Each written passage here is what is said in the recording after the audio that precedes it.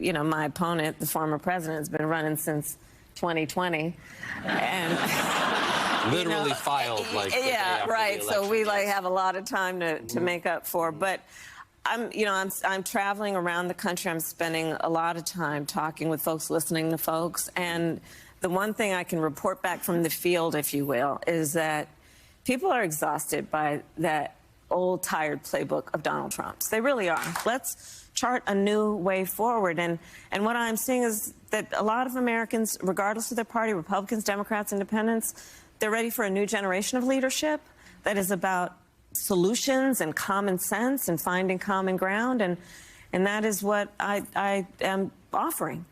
Now,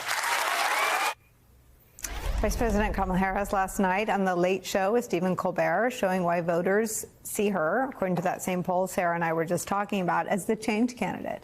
It is part of an all-out media blitz for the vice president this week as she crisscrosses the media landscape, leaving no voting group untouched. Harris appearing everywhere from the podcast Call Her Daddy, beloved by women under 35, to 60 Minutes, and The View, to legendary radio broadcaster Howard Stern, whose audience is massive and diverse and usually open to hearing things beyond just politics. They're also 75% white. She's ending the week at a Univision town hall tomorrow. Harris's appearances will reach approximately 27 million people of all walks of life as she reaches out to all Americans regardless of party. Harris's big tent approach is part of the reason why so many prominent Republicans have now publicly endorsed the vice president and are eager to stump for her as well.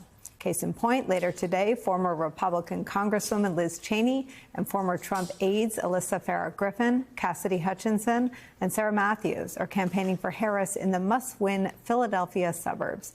Joining our conversation is MSNBC political analyst Tim Miller, a former RNC spokesman, host of the Bulwark podcast. Sarah is here as well. Tim, just tell me how you see the race today.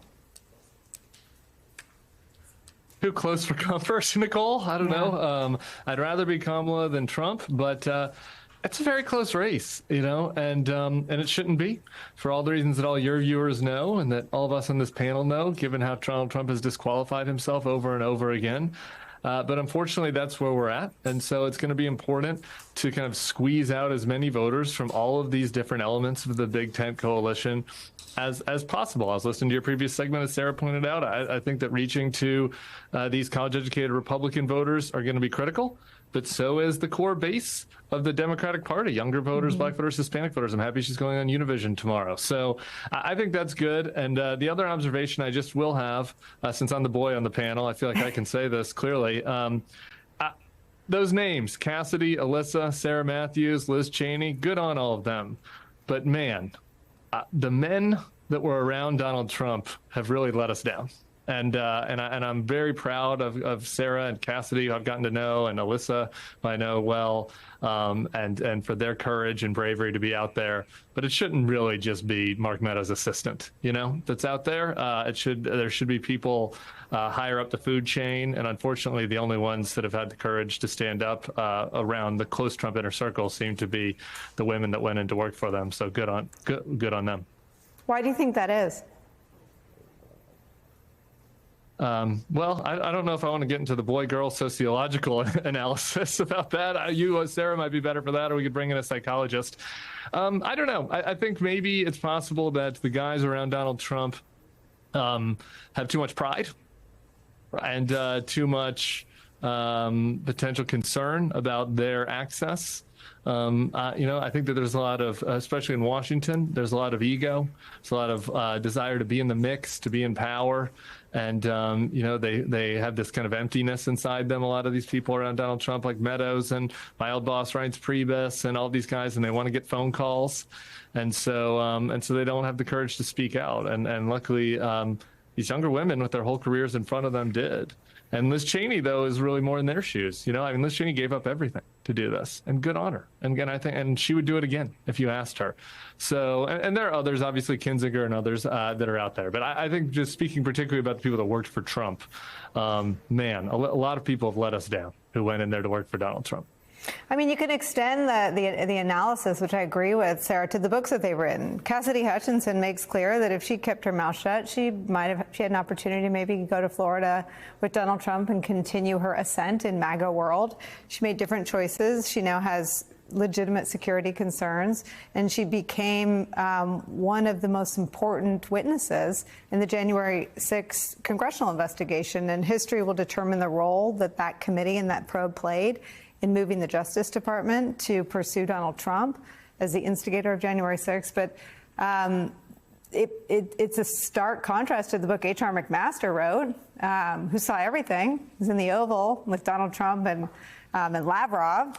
And his minions went out and made sure we all knew that Trump couldn't have leaked classified information because we didn't tell it to him. I mean, he knew in the room at the time that Donald Trump was a very dangerous threat to U.S. national security.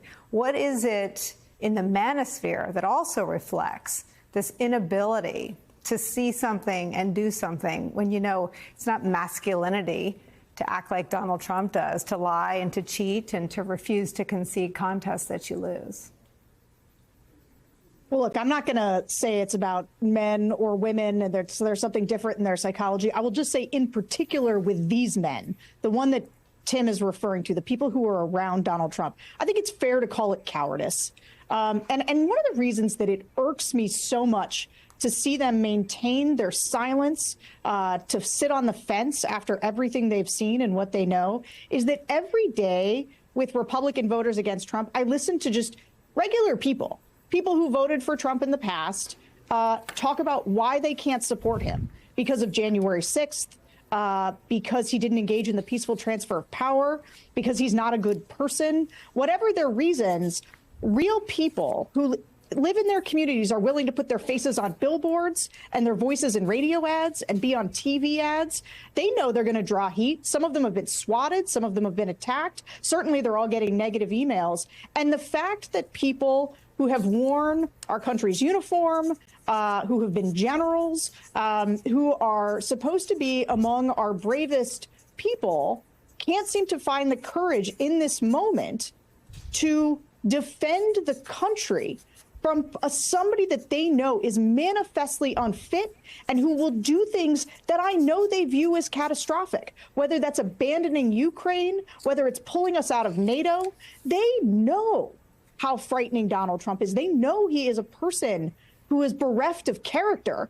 And for them to not say something in this moment, and let me just say, guys, if you're sitting there saying, boy, I think this is unfair, prove me wrong. There's still time. We'd love to hear from you. Come say what you saw. You tell us after 9/11, you said if you saw something, say something. That's what we should be asking of these guys. We know they saw something. So say something now. Defend your country. Do the right thing. It's not, there's still time left.